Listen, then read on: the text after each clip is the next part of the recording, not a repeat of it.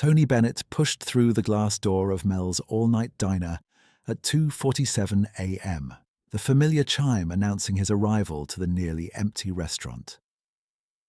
At 97, insomnia had become an unwelcome companion, leaving him wandering the quiet streets of Manhattan when sleep refused to come. The fluorescent lights cast a warm glow over red vinyl booths and a checkered linoleum floor that had seen decades of late-night confessions and early morning revelations. "Sit anywhere you like, honey," called a voice from behind the counter. Tony chose a corner booth, sliding across the worn vinyl with the careful movements of someone whose body had carried him through nearly a century of living. The waitress approached with a pot of coffee that looked like it had been brewing since midnight, which, Tony suspected, it probably had. You're up late," she said, flipping over his coffee cup and filling it without asking. Her name tag read Ruby, and she appeared to be in her 50s with tired eyes that suggested she'd been working this shift for years. "Couldn't sleep," Tony admitted. "Sometimes the mind just won't quiet down, you know." Ruby studied his face for a moment, and Tony could see her trying to place him. Many people his age experienced that moment of recognition, the sense that someone looked familiar without being able to identify exactly why. But Ruby's expression remained professionally neutral, as if she'd learned long ago not to pry into the lives of her late-night customers. "I know exactly what you mean," she said, settling into the booth across from him with her own cup of coffee. "This time of night, it's mostly insomniacs and people with nowhere else to go. You seem more like the former." Tony smiled at her directness. What gave it away? The way you carry yourself. People with nowhere to go look defeated. You look like someone who's just thinking too much. There was something refreshingly honest about Ruby's assessment, and Tony found himself intrigued by this woman who served coffee to strangers in the small hours of the morning. "What about you? Do you sleep during the day?" "When I can. But I've got a teenage daughter who thinks daytime is for loud music and slamming doors." Ruby's laugh carried a mix of affection and exhaustion. "Been working nights for 12 years now. It's not the life I planned, but it's the life I got." Tony sipped his coffee, which was surprisingly good despite its appearance. What life did you plan?" The question seemed to catch Ruby off guard, as if she'd become so accustomed to asking about other people's problems that she'd forgotten anyone might be interested in her own story. "Teaching," she said after a moment. "Elementary school. I even had my degree, had a job lined up at a school in Queens. But then my ex-husband left, and single motherhood doesn't pay enough for student loans and rent and everything else. So you ended up here. So I ended up here. And you know what? It's not terrible. I meet interesting people. Like you. I'm guessing you've got stories." Tony considered how to respond. He could reveal who he was, let the conversation become about his career and his celebrity. Or he could simply be Anthony Benedetto, a 97-year-old man who couldn't sleep. "I suppose I do," he said, "though I'm not sure how interesting they'd be to anyone else. Try me. I've got nothing but time until 6 a.m. Tony looked around the diner. Besides them, there was only a truck driver at the counter working on a plate of eggs, and a young woman in scrubs who looked like she'd just finished a hospital shift. The atmosphere was perfect for the kind of conversation that only happened in the space between night and morning. "I've been thinking about regret lately," Tony said, surprising himself with his honesty. "When you get to be my age, you accumulate a lot of what-ifs and if-onlys." Ruby leaned forward slightly. Such as the people I hurt without meaning to. The opportunities I missed because I was too focused on other things. The times I chose work over family, success over relationships. But you also chose things that worked out, right? Otherwise you wouldn't be sitting here in expensive clothes at 3 a.m, drinking coffee with a stranger. Tony smiled at her observation about his clothes. A well-tailored suit that he'd worn to dinner earlier in the evening, before his restless wandering had led him to her diner. "You're very perceptive. You learn to read people in this job. So tell me about one of those regrets.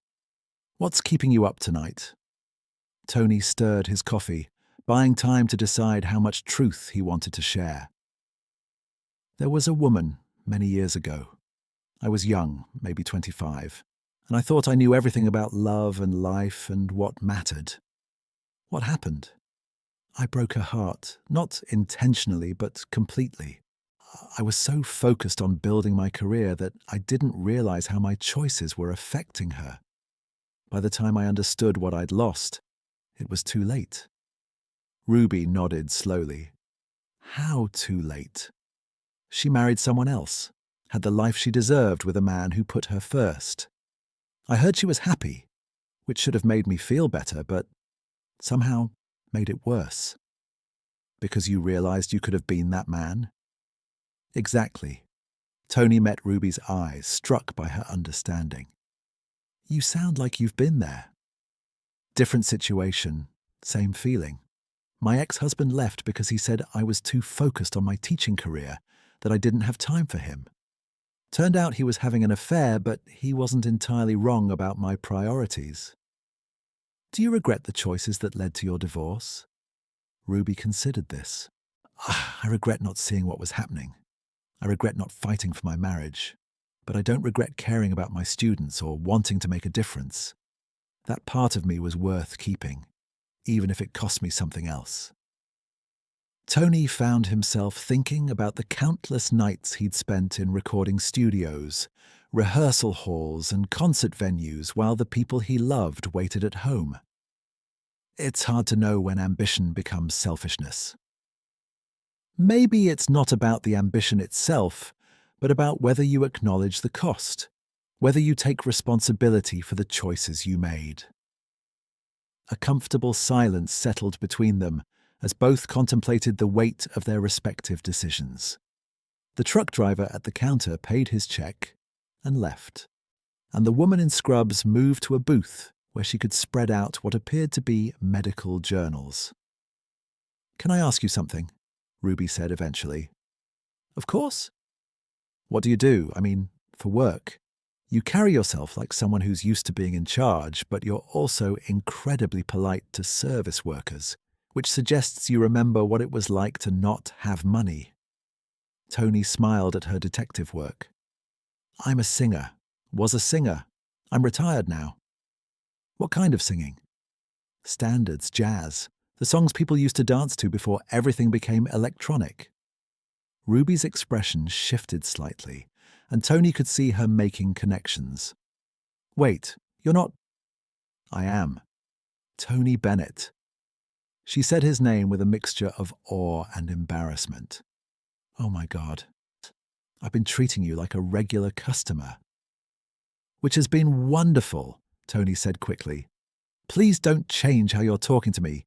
This is the most honest conversation I've had in months." Ruby studied his face, and Tony could see her deciding whether to adjust her behavior or continue treating him as simply another insomniac with regrets. "Okay," she said finally. "But I have to say, this explains a lot. The clothes, the way you talk about sacrifice for career, the fact that you're wandering around Manhattan at 3 a.m. thinking about women you hurt 50 years ago. Guilty on all counts. So, the woman you were talking about, was she someone famous?" "No, just someone I loved who deserved better than what I gave her." Ruby refilled both their coffee cups, a gesture that felt more intimate now that she knew who he was. "Do you regret becoming famous?" Tony considered the question carefully. "I regret some of the things I did to become famous, but the music itself, the ability to move people with songs, that's never felt like a choice. It's just who I am. Like my need to teach. Even when it cost me my marriage, I couldn't stop caring about those kids." "Exactly. Though I notice you said need to teach, not Used to teach. Ruby's eyes lit up with something that might have been hope. I've been thinking about going back.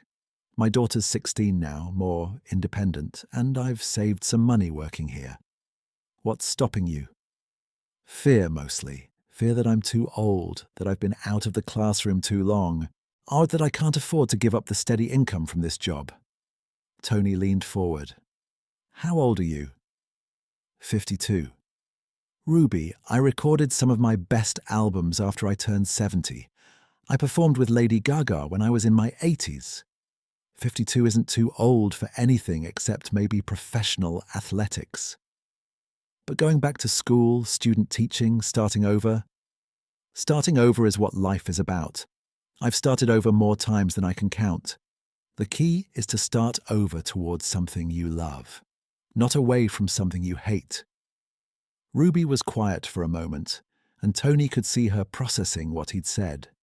The diner felt suspended in time, as if the conversation they were having existed outside the normal flow of hours and obligations.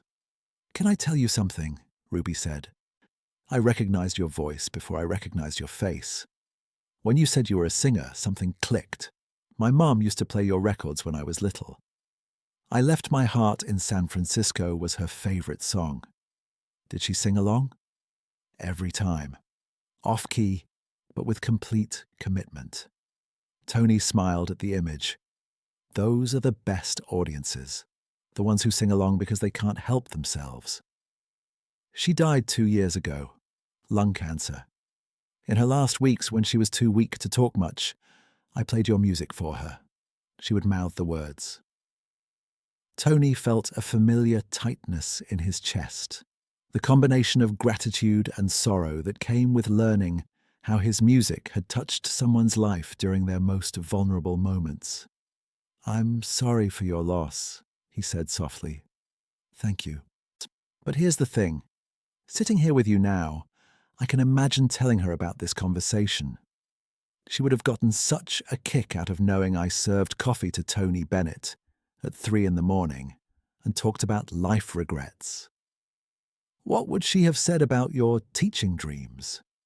Ruby laughed, and for the first time since Tony had entered the diner, she looked genuinely happy. She would have said, "What are you waiting for? An engraved invitation." She was very practical about pursuing dreams. Smart woman.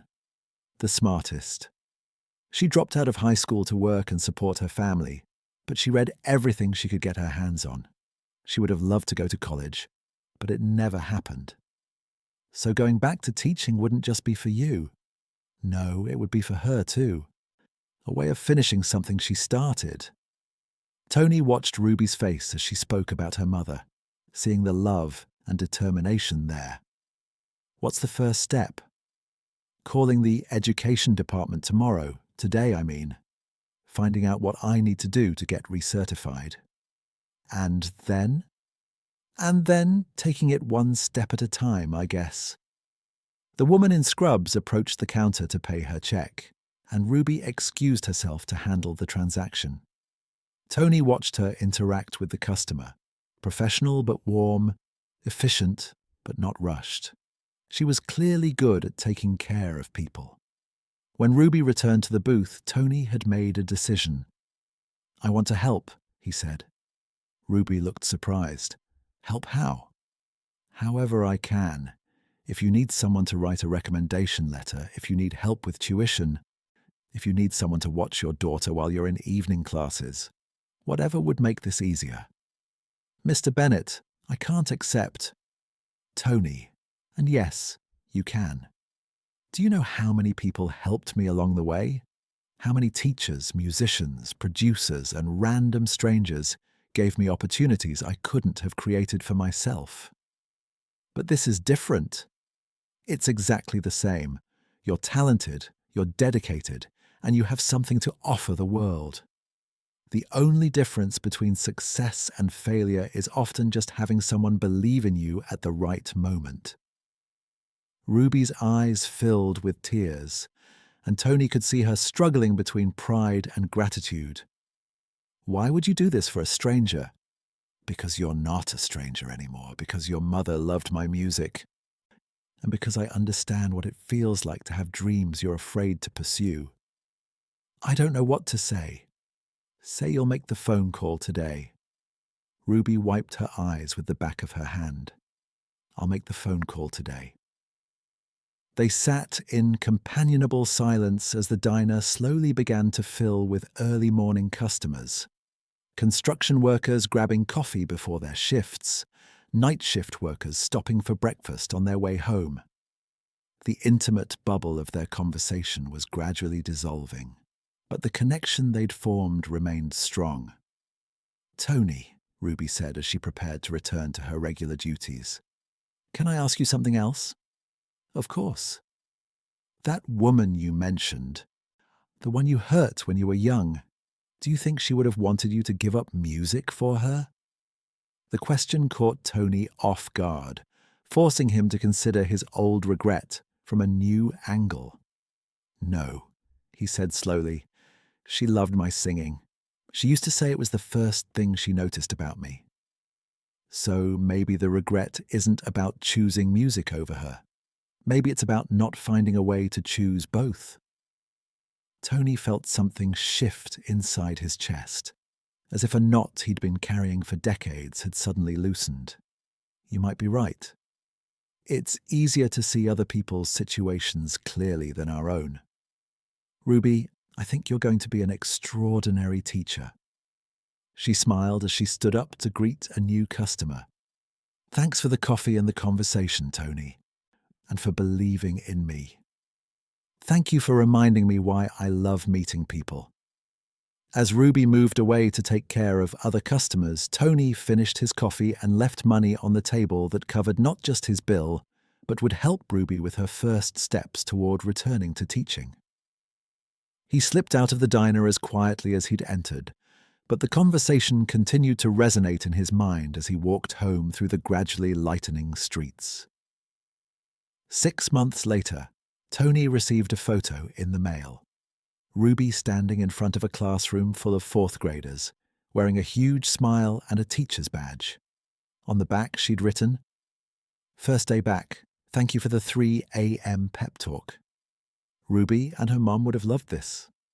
Tony smiled as he pinned the photo to his bulletin board, next to pictures of his family and mementos from his career.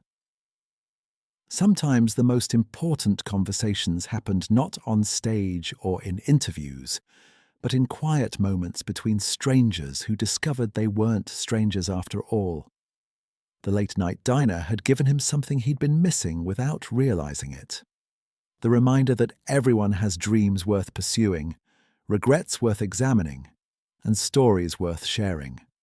And sometimes, all it takes is someone willing to listen at 3 in the morning to help those dreams become reality. Tony never returned to Mel's all-night diner, but he carried the memory of that conversation with him for the rest of his life.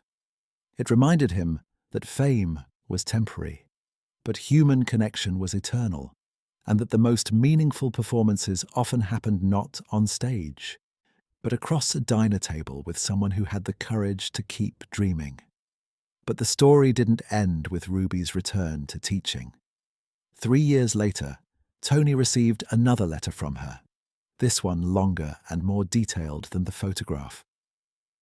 "Dear Tony," it began, "I wanted to tell you about something that happened yesterday that made me think of our conversation at the diner. I have a student named Marcus who reminds me so much of myself at that age. Bright, curious, but from a family that doesn't quite know how to nurture his potential.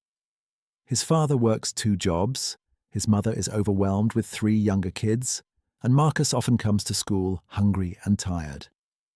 Yesterday, Marcus stayed after class to help me organize supplies, and we started talking about music.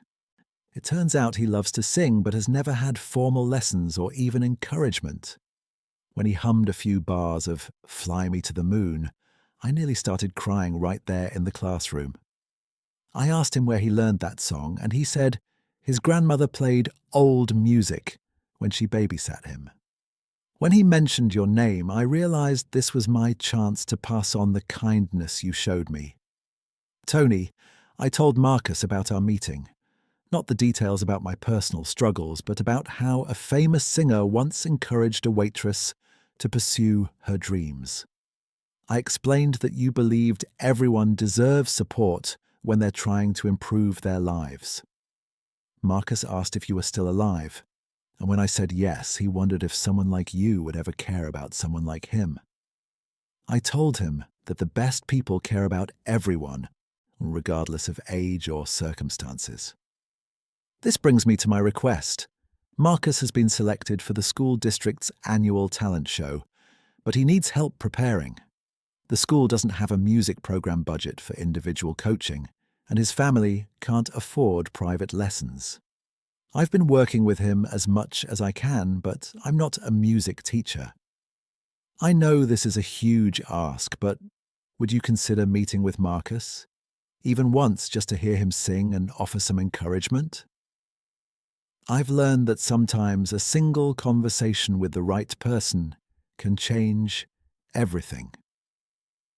Tony read Ruby's letter 3 times, remembering the nervous energy he'd felt as a young man when established performers had taken interest in his development. He thought about all the teachers, musicians, and mentors who had shaped his career, often with just a few minutes of their time and attention. He called Ruby that same afternoon. "Ruby, this is Tony Bennett. I got your letter about Marcus." "Mr. Bennett, I wasn't sure if you'd remember me or if the letter would even reach you." "Of course I remember you, and I'd be happy to meet with Marcus. When would work?" "Really? You're serious?" "I'm completely serious. Talent deserves encouragement, especially when it comes from young people who need to know their voices matter." 2 weeks later, Tony found himself back in Ruby's neighborhood, but this time during daylight hours, sitting in a small music room at Marcus's elementary school. The boy was 11 years old with intelligent eyes and a shy smile that reminded Tony of himself at that age. "Miss Ruby says you're the most famous singer in the world," Marcus said as they sat down together at an old, upright piano. Tony smiled. "I don't know about that, but I've been singing for a very long time. Miss Ruby tells me you like music." "I love it, especially the old songs. My grandma says they tell stories better than new songs." "Your grandmother sounds very wise. Would you like to sing something for me?" Marcus nodded nervously, then began singing "The Way You Look Tonight" in a clear, sweet voice that showed natural pitch and surprising emotional depth for someone so young. When he finished, Tony was quiet for a moment, moved by the boy's instinctive understanding of the song's romantic longing. "Marcus, that was beautiful. How long have you been singing?" "Since I was little, but never for anyone except my family." "How did that feel, singing for me just now?" Marcus considered the question. "Scary at first, but then it felt like the song wanted to be heard." Tony felt a chill of recognition. That was exactly how he'd always experienced performing, not as something he did, but as something that needed to happen through him. That's a perfect way to describe it. The song wanted to be heard, and you were brave enough to let it. They spent the next hour working on breathing techniques, phrasing, and the subtle art of connecting emotionally with lyrics. Tony was impressed by Marcus's ability to absorb instruction and apply it immediately. "Marcus, I want to tell you something important," Tony said as their session drew to a close. "You have real talent, not just a nice voice, but the ability to make people feel something when you sing. That's rare and it's precious. Does that mean I could be a singer like you someday? If you want to be, and if you're willing to work for it. But remember, being a professional singer is just one way to use your gift. You could sing for joy, for your family, for your community. The important thing is to keep singing, no matter what else you do in life." Marcus's eyes lit up with possibility. "Miss Ruby says you helped her become a teacher again. She says you believe in people's dreams. Miss Ruby is an exceptional person who deserved support, just like you do. Could I ask you something? Of course. When you were my age, did you know you'd become famous? Tony thought back to his childhood in Queens, onto the uncertainty and hope that had defined those early years. No, I had no idea. I just knew I loved to sing, and that singing made me feel like myself. Everything else was a surprise. What if I'm not good enough to be professional? Marcus, here's a secret. Most professional success has less to do with being the most talented person and more to do with being the most persistent, the most willing to learn, and the most dedicated to improving. You seem to have all of those qualities. When Tony left the school that day, he carried with him the memory of Marcus's face, the way it had transformed from nervousness to confidence to pure joy as they worked together. It reminded him of why he'd fallen in love with music in the first place. Not for fame or money, but for the simple miracle of human connection through song. A month later, Ruby called to report that Marcus had won first place in the district talent show, singing "The Way You Look Tonight," with the phrasing and emotional depth Tony had helped him develop. The judges were amazed, Ruby said. One of them asked where he'd learned to sing like that. When I told them he'd worked with Tony Bennett, they thought I was joking. How is Marcus handling the attention? Like a true professional, he's been asked to perform at several community events and he's taking it all in stride. But the best part is that 3 other kids in my class have started asking about music lessons. Marcus's confidence is inspiring other children to explore their own talents. Tony smiled, remembering how influence rippled outward in ways that could never be predicted or controlled. Ruby, you started something important when you encouraged Marcus. You gave him permission to take his talent seriously. I learned that from you. Sometimes all someone needs is for one person to believe in them. 6 months after their first meeting, Tony received an invitation to Marcus's middle school graduation. The boy had written a personal note at the bottom. Thank you for teaching me that songs want to be heard. I promise to keep listening. Tony attended the graduation ceremony, sitting quietly in the back row as Marcus delivered the student address, speaking about the importance of mentorship and the power of dreams. The boy's poise and articulation showed how much he'd grown since their first meeting. After the ceremony, Marcus introduced Tony to his family, his tired but proud father who worked construction, or his overwhelmed but loving mother, and his grandmother who immediately began crying when she realized who Tony was. You're the man who sings my favorite songs, she said, taking Tony's hands in hers, and you're the man who believed in my grandson. Your grandson is remarkable, Tony replied. You should be very proud. We are, but we're also grateful. You didn't have to spend time with a kid like Marcus, but you did. That changed everything for our family. Tony realized that his brief mentorship of Marcus had affected not just the boy, but his entire family's sense of what was possible. The grandmother stood straighter, the parents spoke with more confidence about their son's future, and Marcus himself carried himself like someone who knew his dreams mattered. As Tony drove home that evening, he reflected on the unexpected chain of events that had started with his insomnia and a late-night conversation with a waitress. Ruby's decision to return to teaching had created an opportunity for her to recognize and nurture Marcus's talent.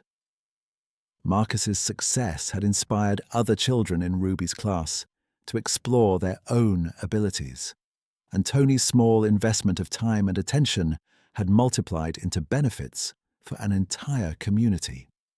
The late-night diner conversation had taught Tony something profound about the nature of influence and legacy. Fame might preserve his recordings and concert performances for future generations, but his real legacy lived in moments like these. Quiet conversations that sparked courage in other people. Brief encounters that gave someone permission to pursue their dreams. Are simple acts of belief that rippled outward in ways he would never fully know. Tony never saw Marcus perform professionally, but he didn't need to. The boy had learned the most important lesson Tony could teach, that talent combined with persistence and support from others could open doors that seemed impossible to reach. Whether Marcus became a professional singer or found other ways to use his gifts didn't matter, as much as the fact that he would carry forward the knowledge that his voice mattered. The late-night diner had reminded Tony that the most important performances often happen not on stage, but in small rooms, with nervous young people who need to know that their dreams deserve attention. Every conversation that sparked courage in someone else was its own kind of concert, its own form of music that echoed far beyond the moment it was shared. Ruby continued teaching, eventually becoming department head and mentoring other teachers who worked with at-risk students. Marcus graduated high school with a scholarship to study music education, planning to return to his community as a teacher who could pass on what he'd learned about the power of believing in young people's potential. And Tony continued seeking out opportunities to encourage emerging talent, understanding that his greatest contribution to music might not be his own recordings, but his ability to help others find their voices and the courage to use them.